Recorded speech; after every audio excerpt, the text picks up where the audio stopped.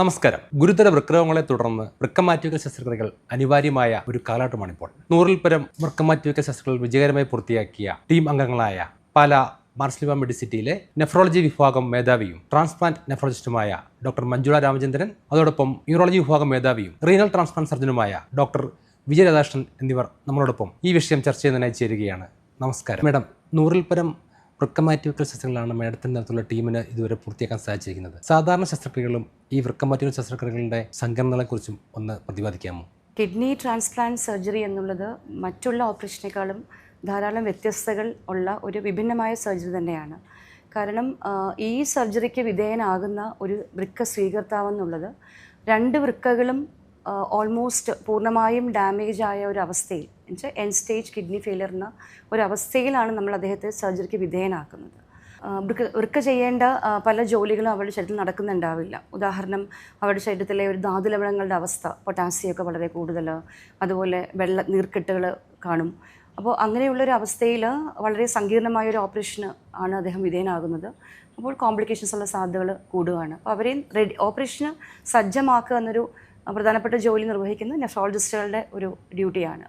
അതുപോലെ വൃക്കകളുടെ പ്രശ്നം മാത്രമല്ല പലപ്പോഴും ഇവർക്ക് കാണാറുള്ളത്, ഹാർട്ടിനും ലിവറിനും ഒക്കെ ചെറിയ കേടുപാടിലൊക്കെ വരാം. അതെല്ലാം നമ്മൾ കറക്റ്റ് ചെയ്തിട്ട് വേണം ഈ ഓപ്പറേഷൻ അവരെ റെഡിയാക്കാനായിട്ട്. പിന്നെ വേറൊന്നെന്ന് വെച്ചാൽ, ഈ വൃക്ക സ്വീകരിച്ച് കഴിയുമ്പോൾ അതൊരു ഫോറിൻ ബോഡി, ഒരു അന്യയാളുടെ കോശങ്ങളാണല്ലോ. അപ്പോൾ അതിനെ തള്ളിക്കളയാനുള്ള ഒരു റിജക്ഷൻ സാധ്യത നമ്മുടെ ശരീരം കാണിച്ചുകൊണ്ടേയിരിക്കും. അത് ഏറ്റവും കൂടുതലായിട്ടുള്ളത് ഓപ്പറേഷൻ കഴിഞ്ഞ ആദ്യത്തെ 2 ആഴ്ചകളിലാണ്. അപ്പോൾ ആ സമയത്ത് നമ്മളതിൻ്റെ പ്രതിരോധശേഷി ഒന്ന് കുറയ്ക്കാൻ വേണ്ടിയുള്ള ശക്തമായ ഇമ്മ്യൂണോ സപ്രസൻറ്റ് മെഡിസിൻസ് നമ്മൾ കൊടുത്തുകൊണ്ടിരിക്കും. അപ്പോൾ അതിൻ്റെയും ഒരു പ്രതിഫലനമായിട്ട് ഇവർക്ക് അണുബാധയ്ക്കുള്ള സാധ്യതകൾ കൂടുകയാണ്.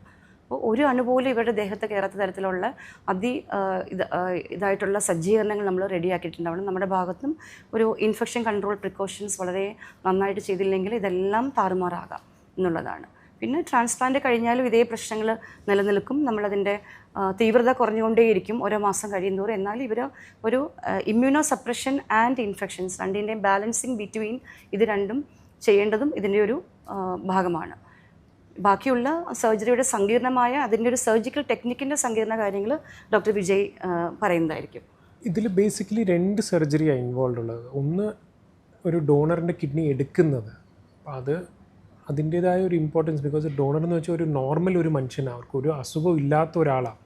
അവർ ഈ റെസിപ്പിയൻ്റ് കിഡ്നി പ്രോബ്ലം ഉള്ള ആൾക്കാർക്ക് വേണ്ടി ഒരു കിഡ്നി ഡൊണേറ്റ് ചെയ്യുന്നതാണ്. അപ്പം നമുക്ക് ആ സർജറി ഏറ്റവും ഭംഗിയായിട്ട് അവർക്ക് ഒരു പെയിനും ഭാവിയിൽ അവർക്ക് ഒരു പ്രോബ്ലം ഇല്ലാതെ വേണം അത് ചെയ്യാനായിട്ട്. സോ നമ്മൾ ചെയ്യുന്നത് യൂഷ്വലി ലാപ്രോസ്കോപ്പി അല്ലെങ്കിൽ താക്കോൽ ദ്വാരം ശസ്ത്രക്രിയയാണ് ചെയ്യുന്നത്. അപ്പോൾ ഈ ഡോണറിന് റിക്കവറി ഭയങ്കര സ്മൂത്തായിരിക്കും, വലിയ റെസ്റ്റിൻ്റെ ആവശ്യമില്ല, പെയിൻ വളരെ കുറവായിരിക്കും. അതാണ് ഏറ്റവും ഇമ്പോർട്ടൻറ്റ്, ബിക്കോസ് അവർക്കൊരു അസുഖം ഇല്ലാത്ത ആളെയാണ് നമ്മൾ സർജറി ചെയ്യുന്നത്.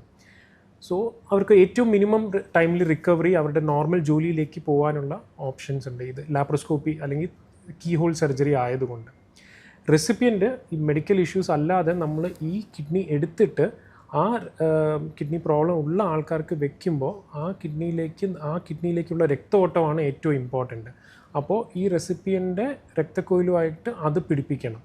അത് ഏറ്റവും നല്ലോണം ചെയ്തില്ല, അതിൽ നല്ലോണം രക്തഓട്ടം കിട്ടിയില്ല എന്നുണ്ടെങ്കിൽ ഈ കിഡ്നി വർക്ക് ചെയ്യില്ല. അപ്പോൾ നമ്മൾ ഇത്രയും കാര്യങ്ങൾ ചെയ്തത് സക്സസ് ആയിരിക്കില്ല. സോ അത് ഏറ്റവും ഫൈൻ സർജറിയാണത്.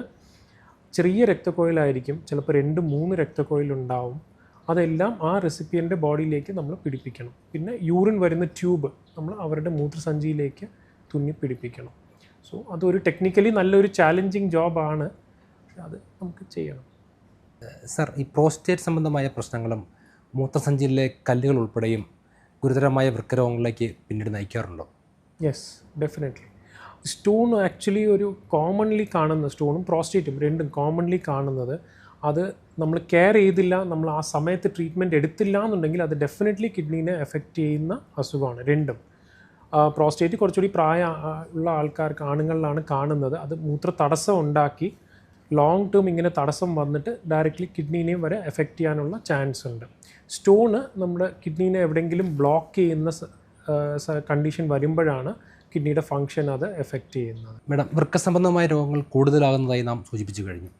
അതുപോലെ തന്നെ ഡയാലിസിസ് ചെയ്യുന്നവരുടെ എണ്ണവും വർദ്ധിക്കുകയാണ്. ഡയാലിസിസ് സെൻറ്ററുകളുടെ എണ്ണവും വർദ്ധിക്കുന്നു.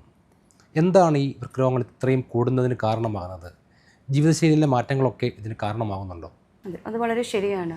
അപ്പോൾ നമ്മളൊരു 20 വർഷം മുന്നേ ഉള്ളൊരു കണക്കെടുക്കുകയാണെങ്കിൽ ഈ മധ്യ കേരള സെൻട്രൽ കേരളത്തിൽ കോട്ടയം, ഇടുക്കി, പത്തനംതിട്ട എന്നീ ജില്ലകൾ ഡയാലിസിന് വേണ്ടി ആശ്രയിച്ചിരുന്നത് കോട്ടയം മെഡിക്കൽ കോളേജും പിന്നെ 1-2 പ്രൈവറ്റ് സെൻറ്റേഴ്സും മാത്രമായിരുന്നു. പക്ഷേ ഇപ്പോൾ ഈ 20 വർഷം കഴിയുമ്പോൾ ഈ 3 ജില്ലകളിൽ കൂടെ ഒരു 150ഓളം ഡയാലിസിസ് സെൻറ്റേഴ്സ് ഇപ്പോൾ ഉണ്ടെന്നുള്ളതാണ്. എന്നുവെച്ചാൽ 200 മടങ്ങാണ് ഡയാലിസിസ് രോഗികളുടെ എണ്ണം വർദ്ധിച്ചിരിക്കുന്നത് 20 വർഷം കൊണ്ട്. അപ്പോൾ അതിൻ്റെ അത് കേരളത്തിലെ മാത്രമോ അല്ല കോട്ടയത്തെ മാത്രം ഒരു പ്രതിഭാസമല്ല, ലോകമെമ്പാടുമുള്ളൊരു ഗ്ലോബൽ ഫിനോമിനായിട്ട് മാറിക്കഴിഞ്ഞു. കാരണം വൃക്കരോഗത്തിൻ്റെ ഒരു പ്രധാനപ്പെട്ട കാരണം എന്ന് പറയുന്നത് ജീവിതശൈലി രോഗങ്ങളായ പ്രമേഹം, രക്താതിസമ്മർദ്ദം, പിന്നെ ഹൈ കൊളസ്ട്രോൾ, പിന്നെ ഇതിൻ്റെയൊക്കെ ഭാഗമായിട്ടുണ്ടാകുന്ന ഹാർട്ട് ഡിസീസ്, ഇതെല്ലാം കാരണങ്ങൾ തന്നെയാണ്. ഇപ്പോൾ നോക്കുകയാണെങ്കിൽ ഇന്ത്യ എന്ന് പറയുന്നത് ഇപ്പോൾ വേൾഡ് ക്യാപിറ്റൽ ഫോർ ഡയബറ്റീസ് ആയിക്കഴിഞ്ഞു. ചൈനയുടെ തൊട്ട് പുറകെ തന്നെ ഇന്ത്യ ഉണ്ട്. 2030 ഏറ്റവും കൂടുതൽ പ്രമേഹ രോഗികൾ ഉള്ള രാജ്യമായിട്ട് ഇന്ത്യ മാറുകയാണ്. അതിലും കേരളത്തിലെ കണക്ക് നോക്കുകയാണെങ്കിൽ കേരളം 3-ാം സ്ഥാനത്താണ് ഇന്ത്യയിൽ. അതിൻ്റെ ഒരു പ്രധാനപ്പെട്ട കാരണം ഡെഫിനറ്റ്ലി ഡയാലിസിൻ്റെ കാരണം ഈ പ്രമേഹവും ഇതുപോലുള്ള ജീവിതശൈലി രോഗങ്ങൾ തന്നെയാണ്. സർ, ഈ പുരുഷന്മാരിലാണോ വൃക്കരോഗങ്ങൾ കൂടുതലായി കാണപ്പെടുന്നത്? മദ്യപാനം, പുകവലി എന്നിവ വൃക്കരോഗങ്ങൾ കൂടുന്നതിന് കാരണമായിട്ടുണ്ടോ? എന്താണ് രോഗലക്ഷണങ്ങൾ എന്നുകൂടി വിശദമാക്കാമോ? ഡെഫിനറ്റ്ലി മെയിൽസിലാണ്, ആണുങ്ങളിലാണ് ഈ കിഡ്നിയുടെ അസുഖങ്ങൾ കൂടുതലായിട്ട് കാണുന്നത്. അത് സ്മോക്കിംഗ് അതിൽ ഒരു വലിയൊരു ഫാക്ടറാണ്. ബിക്കോസ് സ്മോക്കിംഗ് ഈ ലൈഫ് സ്റ്റൈൽ ഡിസീസസും കൂട്ടും, കിഡ്നിയിലേക്കുള്ള രക്തഓട്ടം കുറയ്ക്കും. അപ്പോൾ ഈ കിഡ്നി ഫങ്ഷൻ കുറയാൻ നല്ല ചാൻസ് ഉണ്ട്. അതുമാത്രമല്ല, കിഡ്നിയിലും ബ്ലാഡറിലും വരുന്ന ക്യാൻസറിൻ്റെ മെയിൻ കാരണം സ്മോക്കിംഗ് ആണ്. Proven risk factor, especially bladder ക്യാൻസറിൽ, മൂത്രസഞ്ചിക്കകത്ത് വരുന്ന ക്യാൻസറിൽ സ്മോക്കിംഗ് ആണ് ഏറ്റവും വലിയ റിസ്ക് ഫാക്ടർ. അത് ഒബ്വിയസ്ലി ആണുങ്ങളിലാണ്. അതാണ് ഒരു മെയിൻ റീസൺ കൂടുതൽ ഇൻസിഡൻസ് കാണുന്നത്. മാഡം, അതുപോലെ ചില മരുന്നുകൾ കഴിച്ചാൽ വൃക്കരോഗങ്ങൾ പിടിപെടും എന്നതായി കേട്ടിട്ടുണ്ട്. ഇതൊരു സമൂഹത്തിൻ്റെ തെറ്റിദ്ധാരണയാണോ അതോ എന്തെങ്കിലും വാസ്തവം ഇക്കാര്യത്തിലുള്ളതാണോ? അതിൽ 2 രീതിയിലും എടുക്കാം. ഒന്ന്, ഈ നമ്മുടെ നാട്ടിൽ ഓവർ ദ കൗണ്ടർ മെഡിക്കേഷൻസ് എന്ന് പറയും. ഡോക്ടറിൻ്റെ ഒരു കുറിപ്പടി ഇല്ലാതെ തന്നെ മെഡിക്കൽ സ്റ്റോറുകളിൽ നിന്ന് പോയി മെഡിസിൻസ് തന്നെ മേടിക്കുന്നൊരു രീതി ഇവിടെ നിയമപരമായിട്ട് അതിനെ ബാൻ ചെയ്തിട്ടില്ല. അതുകൊണ്ട് ഒത്തിരി ആൾക്കാരും ചെയ്യുന്നൊരു പ്രക്രിയയാണത്. ഇപ്പോൾ ഉദാഹരണം, പണ്ടൊരു മുട്ടുവേന വന്നു, ഡോക്ടർ ഒരു എല്ലുരോഗ വിദഗ്ധനെ കാണിച്ചിട്ടുണ്ടാകും. ഡോക്ടർ ഒരു 3 ദിവസത്തേക്ക് കൊടുത്ത ഒരു പെയിൻ കില്ലറിൻ്റെ പ്രിസ്ക്രിപ്ഷൻ ആയിരിക്കും. അത് പിന്നെ സ്ഥിരമായിട്ട് മെഡിക്കൽ സ്റ്റോറിൽ കൊണ്ടുപോയി കാണിച്ച് ഒരു വർഷങ്ങളായിട്ട് പെയിൻ കില്ലേഴ്സ് കഴിക്കുന്ന ആൾക്കാർ അവർ പലപ്പോഴും കിഡ്നി ചുരുങ്ങിയ അവസ്ഥയിൽ, കിഡ്നിയുടെ 2ൻ്റെയും പ്രവർത്തനം പോയ അവസ്ഥയിൽ വരാറുണ്ട്. അപ്പം അലോപ്പതി മരുന്നുകളിൽ ഈ പറഞ്ഞ പെയിൻ കില്ലേഴ്സ് പറയുന്ന വിഭാഗം മരുന്നുകൾ ഡേഞ്ചറസ് തന്നെയാണ്, കിഡ്നിക്ക് ദോഷം ചെയ്യുന്നത് തന്നെയാണ്. അത് അമിതമായിട്ട് കഴിച്ചാൽ വരാം. പിന്നുള്ള ഒരു തെറ്റിദ്ധാരണ എന്ന് പറയുന്നത് എനിക്ക് തോന്നുന്നു ഈ പ്രമേഹ രോഗത്തിൻ്റെ ചികിത്സയിൽ നിലനിൽക്കുന്ന ഒരു സംഭവമാണ്. കാരണം പ്രമേഹമാണ് 50% ആൾക്കാരുടെയും കാരണമായിട്ട് വരുന്ന കിഡ്നിയുടെ ഈ ക്രോണിക് ഡിസീസ് അസുഖം ഉണ്ടാക്കുന്നത്. അപ്പോൾ അതിലൊരു കാരണമായിട്ട് പലപ്പോഴും തെറ്റിദ്ധരിക്കപ്പെടുന്ന ഒരു മരുന്നുണ്ട്, മെറ്റ്ഫോമിൻ എന്നാണ് അതിൻ്റെ പേര്. വളരെ നല്ല പ്രമേഹം കൺട്രോൾ ചെയ്യാനും ഈ ഇൻസുലിൻ്റെ ആക്ഷൻ കൂട്ടാൻ സഹായിക്കുന്ന ഒരു ഗുളികയാണ് ഈ മെറ്റ്ഫോമിൻ എന്ന് പറയുന്നത്. അധികം വിലയില്ല, ഞങ്ങൾ പറയുക ഏറ്റവും നല്ലൊരു ഡ്രഗാണ് ഈ ഇതിന് കൊടുക്കുന്നതിൽ, പ്രമേഹത്തിന് കൊടുക്കുന്നതിൽ. പക്ഷേ ഒരു 2016 വരെ നമ്മുടെ ഒരു കുറേ അസോസിയേഷൻസ് ഉണ്ടല്ലോ, ഇപ്പം അമേരിക്കൻ ഡയബറ്റീസ് അസോസിയേഷൻ ഒക്കെ പറയുന്ന ഈ ഗൈഡ് ലൈൻസ് ഒക്കെ ഉണ്ടാക്കുന്ന കുറേ ഇൻ്റർനാഷണൽ കമ്മിറ്റീസ് ഉണ്ട്. അപ്പോൾ അവരുടെ നിർദ്ദേശപ്രകാരം നമ്മൾ മെറ്റ്ഫോമിൻ, ക്രിയാറ്റിൻ കൂടിക്കഴിഞ്ഞാൽ 1.5 കഴിഞ്ഞാൽ പിന്നെ അത് കൊടുക്കാൻ പാടില്ല എന്നൊരു നിയമം ഉണ്ടായിരുന്നു. അതിൻ്റെ കാരണം മെറ്റ്ഫോമിൻ കാരണം കുറച്ച് അമ്ലങ്ങളുടെ അവസ്ഥ ശരീരത്തിൽ മോശമാവാൻ തുടങ്ങുന്ന ഇതുണ്ടായേക്കാമെന്നൊരു അസംഷൻ മൂലം മാത്രമായിരുന്നു. പക്ഷെ പിന്നെ നമ്മളത് മനസ്സിലാക്കി അങ്ങനെയല്ല, സ്റ്റഡീസൊക്കെ പ്രൂവ് ചെയ്ത് മെറ്റ്ഫോമിൻ കൊണ്ട് അങ്ങനെ ഒരു പ്രശ്നങ്ങളും ഇല്ല.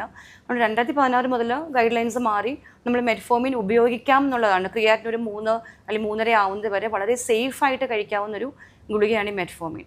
പക്ഷേ പണ്ടത്തെ ആ ഒരു ഗൈഡ് ലൈൻസ് ഇപ്പോഴും പല ഡോക്ടേഴ്സും തന്നെ ചിലപ്പോൾ മുന്നോട്ട് കൊണ്ടുപോകുന്നതായിട്ട് കാണാം. ഇപ്പം മെറ്റ്ഫോമിൻ പെട്ടെന്ന് സ്റ്റോപ്പ് ചെയ്യുമ്പോൾ രോഗിയുടെ ഒരു വിചാരം എന്താ, ഞാൻ ഈ മെറ്റ്ഫോമിൻ കഴിച്ചത് കൊണ്ടാണ് കിഡ്നിയുടെ അസുഖം ഉണ്ടായെന്നൊരു തെറ്റിദ്ധാരണ, അത് വളരെ സാധാരണമായിട്ട് പ്രിവലൻ്റ് ആയ ഒരു തെറ്റിദ്ധാരണ തന്നെയാണ്. അപ്പം അത് തെറ്റാണ്. ഒരു ഷുഗറിന് കൊടുക്കുന്ന ഒരു മരുന്നുകളും കിഡ്നിക്ക് പ്രശ്നം ഉണ്ടാക്കുന്നതല്ല. പക്ഷേ ആ ഷുഗറിൻ്റെ കൺട്രോളില്ലായ്മ, ആദ്യത്തെ വർഷങ്ങളിൽ ഷുഗർ തുടങ്ങി കഴിയുമ്പോഴും മിക്കവരും അതിനെ വലിയ ഗൗരവം കൊടുക്കാറില്ല, അതിന് ട്രീറ്റ്മെൻറ്റ് കൊടുക്കാറില്ല. പലരും പച്ചമരുന്നും ഒരുപക്ഷെ ഡയറ്റും ഒക്കെ നോക്കാമെന്നും കരുതി മരുന്നുകൾ കഴിക്കാതെ വർഷങ്ങളോളം ഷുഗർ കൂടി നിന്ന് കഴിയുമ്പോഴാണ് ഈ പ്രമേഹം കാരണമുള്ള കിഡ്നി ഡിസീസ് തുടങ്ങുന്നത്. അപ്പോൾ അതൊരു തെറ്റിദ്ധാരണ തന്നെയാണ് അങ്ങനെ എടുക്കുവാണെങ്കിൽ. ഈ വൃക്ക മാറ്റിവെക്കലേക്ക് പോകേണ്ടി വരുന്നത് എപ്പോഴാണ്, എത്രമാത്രം ഗുരുതരാവസ്ഥ വരുമ്പോഴാണ് ഈ ഒരു തീരുമാനം നമ്മൾ കൈക്കൊള്ളുന്നത്? ഇതിൻ്റെ സാങ്കേതിക വശം കൂടി ഒന്ന് വിശദീകരിക്കാമോ? അപ്പോൾ ഇതിൽ എൻ സ്റ്റേജ് കിഡ്നി ഡിസീസ് നമ്മൾ ആദ്യമേ പറഞ്ഞിരുന്നല്ലോ, അതൊരു ക്രോണിക് കിഡ്നി ഡിസീസ് സ്റ്റേജ് 5 ഞങ്ങൾ പറയും. എന്നുവെച്ചാൽ ഈ ക്രോണിക് കിഡ്നി ഡിസീസ് എന്ന് പറയുന്നത് 2 വൃക്കകളുടെയും സ്ഥിരമായുള്ളൊരു സമ്പന്നാവസ്ഥയിലോട്ട് രോഗി നീങ്ങുന്നതാണ്. അപ്പോൾ ആദ്യം അത് ക്രിയാറ്റിനൊരു 1.5, നോർമലായ 1 എന്നുള്ളത് 1.5 ആ ലെവലിലോട്ടൊക്കെ ആക്കുമ്പോഴേ ഈ അസുഖം തുടങ്ങിക്കഴിഞ്ഞു. ഇതൊരു പ്രോഗ്രസീവ് ഡിസീസാണെന്ന് വെച്ചാൽ ഒരു സ്റ്റേജിൽ നിന്ന് അടുത്ത സ്റ്റേജിലോട്ട് പ്രയാണം ചെയ്യും. അപ്പോൾ അതിൻ്റെ സാധാരണ ഒരു ഡ്യൂറേഷൻ എന്നുള്ളത് ചിലപ്പോൾ ചിലവർക്ക് ചിലപ്പോൾ 2 വർഷം കൊണ്ടാവാം, ചിലവർക്ക് ചിലപ്പം 10 വർഷം കൊണ്ടാവാം. അങ്ങനെ ഫൈനലി ഈ ഇരുവൃക്കകളുടെയും പ്രവർത്തനം ഏതാണ്ട് 10% താണു കഴിയുമ്പോൾ, അത് അപ്രോക്സിമേറ്റ്ലി നോക്കുമ്പോൾ ക്രിയാറ്റിനിൻ 10, ഒരു 8 അല്ലെങ്കിൽ 10 എന്നൊക്കെയുള്ള ഒരു അവസ്ഥയിലായിരിക്കും. അപ്പോൾ ആ ഇനി അങ്ങോട്ടേക്ക് പിന്നെ ഈ വൃക്കകളുടെ ആ ഒരു ജോലി ചെയ്യാൻ സാധിക്കാത്തത് കൊണ്ട് പിന്നെ അങ്ങോട്ട് രോഗിക്ക് ഒരു റീനൽ സപ്പോർട്ട് തെറാപ്പി ആയിട്ടാണ് നമ്മൾ ആദ്യം ഡയാലിസിസാണ് പറയുക. ഡയാലിസിസ് ചെയ്ത് ആളുടെ സന്തുലിതാവസ്ഥയ്ക്ക് ഒന്ന് മെച്ചപ്പെട്ടതിന് ശേഷം നമ്മൾ പറയും കിഡ്നി മാറ്റി വെച്ച് കഴിഞ്ഞാൽ നമുക്ക് ഈ അസുഖത്തിൻ്റെ ഒരു ക്യൂർ ആയില്ലെങ്കിലും ഓൾമോസ്റ്റ് ഒരു നല്ല ക്യൂറിൻ്റെ അവസ്ഥയിലോട്ട് നമുക്ക് ആക്കി കൊടുക്കാൻ സാധിക്കും. അപ്പം ട്രാൻസ്പ്ലാന്റിനെ കുറിച്ച് ഇപ്പോൾ സങ്കീർണമായ കാര്യങ്ങൾ അത് ഡോക്ടർ വിജയ്, ആ ഉള്ള 2 കിഡ്നിയും ഫങ്ഷൻ നഷ്ടപ്പെട്ട കിഡ്നീനെ യൂഷ്വലി നമുക്ക് വേറെ ഒന്നും ചെയ്യാൻ പറ്റില്ല, അത് നമ്മളൊന്നും ചെയ്യാറുമില്ല. ചില കണ്ടീഷൻസിൽ മാത്രമേ ആ കിഡ്നി എടുത്തു കളയേണ്ട ആവശ്യം വരാറുള്ളൂ. അപ്പോൾ ആ കിഡ്നിയിൽ കല്ലുണ്ട്, ആ കിഡ്നിയിൽ ബ്ലീഡിങ് വരുന്നുണ്ട്, ആ കിഡ്നി കുറേ വലുതായി സ്പേസ് എടുക്കുന്നുണ്ട്, അല്ലെങ്കിൽ ഇൻഫെക്ഷൻ വരാൻ ചാൻസ് ഉണ്ട്, അങ്ങനത്തെ എന്തെങ്കിലും കാരണം ഉണ്ടെങ്കിൽ മാത്രമേ നമ്മൾ ആ ഫങ്ഷൻ ഇല്ലാത്ത കിഡ്നീനെ എടുത്തിട്ട് പിന്നെ ട്രാൻസ്പ്ലാന്റ് ചെയ്യാറുള്ളൂ. അല്ലാതെ കിഡ്നീനെ അങ്ങനെ എടുക്കേണ്ട ആവശ്യമില്ല. നമ്മൾ സെപ്പറേറ്റ് ആയിട്ട് റൈറ്റ് സൈഡിൽ സെപ്പറേറ്റ് ആയിട്ട് ആ ഡോണർ കിഡ്നീനെ അവിടെയാണ് നമ്മൾ ട്രാൻസ്പ്ലാന്റ് ചെയ്യുന്നത്. നമ്മൾ ആ നോർമൽ ഉള്ള സ്ഥലത്തല്ല നമ്മൾ ട്രാൻസ്പ്ലാന്റ് ചെയ്യുന്നത്. ഈ ചില കാരണങ്ങൾക്ക് വേണ്ടി മാത്രമാണ് നമുക്ക് ആ കിഡ്നി എടുക്കേണ്ട ആവശ്യം വരും. ഒരു ആക്സെപ്റ്റൻസ് ഉള്ളത് ഇപ്പോഴും അത്ര അങ്ങോട്ടേക്ക് ആയിട്ടില്ല. കാരണം വൃക്കദാനം സംബന്ധിച്ചും വൃക്ക ഈ ഒരു ട്രീറ്റ്മെൻറ്റ്, ട്രാൻസ്പ്ലാന്റ് ട്രീറ്റ്മെൻറ്റിനെ കുറിച്ച് ധാരാളം തെറ്റിദ്ധാരണകൾ നിലനിൽക്കുന്ന ഒരു മേഖല തന്നെയാണ്. കൂടുതൽ ആൾക്കാർക്ക് ഇത് ചെയ്യുവാണെങ്കിൽ നല്ലതായിരുന്നു. കാരണം ഡയാലിസിസ് കൂടെ ഒരു ലോങ് ടേം ആയിട്ടൊരു നല്ല തെറാപ്പി അല്ലെന്നുള്ളതാണ്. ഒരു 5-6 വർഷം കുഴപ്പമില്ലാതെ പോയെന്നിരിക്കാം, പക്ഷെ അതിനുശേഷം അവർ ക്ഷീണിതരാകുകയാണ് ചെയ്യുന്നത്. ക്വാളിറ്റി ഓഫ് ലൈഫ് ബെറ്റർ ആണ് ട്രാൻസ്പ്ലാന്റ്. കുട്ടികളിലും ഇപ്പോൾ കിഡ്നി മാറ്റിവെക്കൽ ശസ്ത്രക്രിയ നടത്തി വരുന്നത് കണ്ടുവരുന്നുണ്ട്. ഇത് എന്തെങ്കിലും മരുന്നിൻ്റെ പ്രശ്നങ്ങളാണോ അതോ ജനറ്റിക് ആയിട്ടുള്ള കാരണങ്ങളാണോ? അതിനോടൊന്ന് വിശദീകരിച്ച് തരാമോ? അത് മരുന്നിൻ്റെ പ്രശ്നങ്ങളല്ല, കൂടുതലും ജനറ്റിക്കായ ചില അസുഖങ്ങൾ തന്നെയാണ് ഇതിന് കാരണം ആയിട്ടുള്ളത്. പിന്നെ ഈ മൂത്രസഞ്ചിക്ക് ഉണ്ടാവുന്ന ജനിതകമായിട്ടുള്ള ചില ഡാമേജുകളുണ്ട്. അപ്പം അതിനെക്കുറിച്ച് ഡോക്ടർ വിജയ കൂടുതൽ ജന്മന കാണുന്ന കുറേ പ്രോബ്ലംസ് കിഡ്നിയിൽ വരാം. അത് ബേസിക്കലി അത് വരുന്നത് ഈ തടസ്സം കൊണ്ടായിരിക്കാം. ഒരു സിമ്പിൾ ഒരു പോസ്റ്റീരിയറൽ വാൽവ് എന്ന് പറയുന്ന ഒരു കണ്ടീഷൻ ഉണ്ട്. അത് ഇൻ യൂട്രോ പ്രഗ്നൻസി സമയത്ത് തന്നെ നമുക്ക് കണ്ടുപിടിക്കാൻ പറ്റുന്ന ഒരു അസുഖമാണ്. അത് ഇൻവേരിയബിളി ബർത്ത് കഴിഞ്ഞിട്ടും അത് പ്രോഗ്രസ് ചെയ്യും.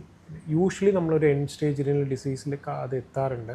അങ്ങനത്തെ കുട്ടികൾക്ക് അല്ലെങ്കിൽ വേറെ ജനറ്റിക് അബ്നോർമാലിറ്റീസ് ഉള്ള കുട്ടികൾക്കാണ് കിഡ്നി ഫെയിലിയർ വന്നിട്ട് നമുക്ക് ട്രാൻസ്പ്ലാന്റ് ചെയ്യേണ്ടി വരുന്നത്. കുറച്ചുകൂടി ടെക്നിക്കലി ചാലഞ്ചിങ് ആണ്.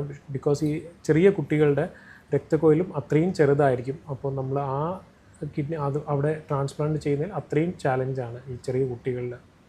വൃക്കദാനം ചെയ്യുക എന്നുള്ളതും വലിയൊരു മഹത്തായ ഒരു സന്ദേശമാണ് നൽകുന്നത്. ആൾക്കാർ മുന്നോട്ട് വരുന്നുണ്ടോ അതോ ജനങ്ങൾക്ക് ഇതിനെപ്പറ്റി കൃത്യമായ ഒരു അവയർനെസ് ഉണ്ടോ എന്ന് വിശദീകരിക്കണം. ഇപ്പോഴും ഒരു പൂർണ്ണമായൊരു അവയർനെസ് നടന്നിട്ടില്ല. പലരും വൃക്ക കൊടുക്കാനൊരു സന്നദ്ധമായി പലരും എന്താ പറയുക, നമ്മുടെ സഹോദരങ്ങൾ കിഡ്നി കൊടുക്കാനായിട്ട് ഉണ്ടാവില്ലേന്ന് ചോദിക്കുമ്പോൾ പല റെസിപ്പിയൻസും പറയാറുള്ളത് ഇല്ല, വീട്ടിൽ നിന്ന് അങ്ങനെ ആരും മുന്നോട്ട് വന്നിട്ടില്ല എന്ന് പറയുന്നൊരു വിശേഷത ഇപ്പോഴും ഉണ്ട്. കൂടുതലും ഭാര്യ ഭർത്താക്കന്മാരാണ് അങ്ങോട്ടും ഇങ്ങോട്ടും കൊടുക്കുന്നതായിട്ട് ഇപ്പോൾ കണ്ടുവരുന്നത്. പിന്നെ കുറച്ചൊക്കെ സഹോദരങ്ങൾ, പിന്നെ പേരൻസ് ഡെഫിനറ്റ്ലി കൊടുക്കാൻ വരുന്നവരുണ്ട്. പിന്നെ ചില സുഹൃത്തുക്കൾ അങ്ങനെയുള്ളവരും കിഡ്നി കൊടുക്കാനായിട്ട് വരുന്നുണ്ട്. എന്നാലും നല്ലൊരു ശതമാനം ആൾക്കാർക്കും ഡോണേഴ്സ് ഇല്ല എന്നുള്ള കാരണത്താൽ ഇപ്പോഴും വൃക്കമാറ്റിവെക്കൽ ശസ്ത്രക്രിയ ചെയ്യാതിരിക്കുന്നതുകൊണ്ട്. അപ്പം ഡോണേഴ്സിന് സാധാരണഗതിയിൽ ഇപ്പോൾ നമ്മളൊരു ഫുൾ ടെസ്റ്റുകൾക്ക് വിധേയമായി കൊടുക്കുന്നതുകൊണ്ട് അവർക്ക് ഒരു പ്രശ്നവും ഉണ്ടാവില്ല. അവരുടെ ഹെൽത്ത് കംപ്ലീറ്റ്ലി ഓക്കെ ആണെന്ന് ഉറപ്പ് പറ്റിയിട്ട് നമ്മൾ ട്രാൻസ്പ്ലാന്റ് അവരെ നമ്മൾ വർക്ക് പിന്നെയും ബാക്കി തുടരുകയുള്ളൂ. അപ്പോൾ ഓപ്പറേഷൻ കഴിഞ്ഞാലുള്ള ഒരു പ്രധാനപ്പെട്ട അതൊരു മിസ്കൺസെപ്ഷനാണ്. അവർക്ക് സ്ഥിരമായിട്ട് മരുന്നുകൾ കഴിക്കേണ്ടി വരും. പക്ഷേ ഒരു മരുന്നുമില്ല. സാധാരണ ഡോക്ടർ വിജയ് വിടുമ്പോൾ 2 ദിവസത്തേക്കുള്ള ആൻറ്റിബയോട്ടിക്, ചിലപ്പോൾ അത് മാത്രമാണ് 2 ദിവസത്തേക്കുള്ള ആൻറ്റിബയോട്ടിക് മാത്രമാണ് കൊടുത്ത് വിടുക. അത് കഴിഞ്ഞാൽ അതുമില്ല. പക്ഷേ അവർക്ക് നമ്മൾ ഫോളോ അപ്പ് പറയാറുണ്ട്. ഒരു നിശ്ചിത കാലയളവിൽ ഒരു ഇയർലി വൺസൊക്കെ അവരോട് ഒന്ന് ക്രിയാറ്റിനൊക്കെ ഒന്ന് നോക്കി വരാൻ പറയാറുണ്ട്. പക്ഷെ അങ്ങനെ നോക്കുമ്പോൾ നമ്മൾ കാണാറുമുണ്ട് ഇതുവരെ നമ്മുടെ ഡോണേഴ്സിന് ആർക്കും തന്നെ ഒരു ഇഷ്യൂസും ഉണ്ടായിട്ടില്ല. എല്ലാവരും പൂർണ്ണ ഹെൽത്തി ആയിട്ടും സന്തോഷകരമായിട്ടും പോയിക്കൊണ്ടിരിക്കുകയാണ്. നമുക്ക് ഒരു പ്രോബ്ലം വരാനില്ല. യൂഷ്വലി ഒരു 2 വീക്സിൽ അവർ ഓൾമോസ്റ്റ് ബാക്ക് ടു നോർമലാണ്. അവരുടെ നോർമൽ ജോലി കാര്യങ്ങളൊക്കെ ചെയ്യാം, മരുന്നൊന്നും കഴിക്കേണ്ടി വരില്ല. പിന്നെ ഒരു ഫോളോ അപ്പ് മാത്രം വേണമെന്നുള്ളൂ, അത്രേ ഉള്ളൂ. ഈവൻ സ്ത്രീകളെ സംബന്ധിച്ച് ഇപ്പോൾ വൃക്ക കൊടുത്താലും വൃക്ക ഇപ്പോൾ സ്വീകരിച്ച് ആ കിഡ്നി നന്നായിട്ട് മുന്നോട്ട് വരികയും ചെയ്യുമ്പോൾ ഇവർക്ക് ഗർഭധാരണം വരെ വളരെ നന്നായിട്ട് സക്സസ്ഫുള്ളായിട്ട് പോകുന്നുണ്ട്. നമ്മുടെ 1-2 പേഷ്യൻസ് അങ്ങനെ ഡോണേഴ്സും റെസിപ്പിയൻസും എല്ലാം പ്രഗ്നൻ്റ് ആയി going leading A very happy life. അതുപോലെ ഇപ്പം അടുത്തിടെ കണ്ടു രക്തരൂപം മാറിയുള്ള ട്രാൻസ്പ്ലാന്റ് നടക്കുന്നുണ്ട്, അതേക്കുറിച്ച് നമ്മളും അങ്ങനെ 1-2 ട്രാൻസ്പ്ലാന്റ്സ് ഞങ്ങളും ചെയ്തിരുന്നു. അത് രക്തഗ്രൂപ്പിൻ്റെ ഒരു കമ്പാറ്റബിലിറ്റിയാണ്. കുറച്ച് നാൾ മുമ്പ് വരെ ഇതുപോലെ ഒരു ബേസിക് നോമായിട്ട് ട്രാൻസ്പ്ലാന്റിലുണ്ടായിരുന്നു. പക്ഷേ ഇപ്പോൾ അതും നമ്മൾ അതിനെയും മറികടന്ന് രക്തഗ്രൂപ്പ് വേറെ ആണെങ്കിലും നമുക്കത് ചെയ്യാൻ പറ്റും. അതിനു വേണ്ടി കുറച്ചും കൂടി തയ്യാറെടുപ്പ് നമ്മൾ നടത്തേണ്ടി വരും. ഈ പ്ലാസ്മ ഫിൽട്ടർ ചെയ്ത് ഇവർക്കെതിരെയുള്ള ആൻറ്റിബോഡീസ് എല്ലാം നമ്മൾ കളഞ്ഞ് അതിനെ പ്രത്യേക തരത്തിലുള്ള മരുന്നുകൾ കുറച്ച് കൂടുതൽ കൊടുക്കേണ്ടി വരും എന്നുള്ളതേ ഉള്ളൂ. പക്ഷേ റിസൾട്ട്സ് മെജോറിറ്റി അതും നല്ലതായിട്ട് തന്നെ പോകുന്നുണ്ട്. ഇപ്പം ജപ്പാൻ പോലുള്ള രാജ്യങ്ങളിലൊക്കെ ഇപ്പോൾ അവരത് മാത്രമാണ് ചെയ്യുന്നതെന്നാണ് ഇപ്പം കാണുന്നത്. അതും ഒരു മേ ബി ഒരു 10 years ടൈം അതൊരു സ്ഥിരം സാധാരണ ഒരു ട്രാൻസ്പ്ലാന്റ് സർജറി ആയിട്ട് മാറാനുള്ളൊരു ഇതിലോട്ട് ഇന്ത്യയും പോയിക്കൊണ്ടിരിക്കുകയാണ്.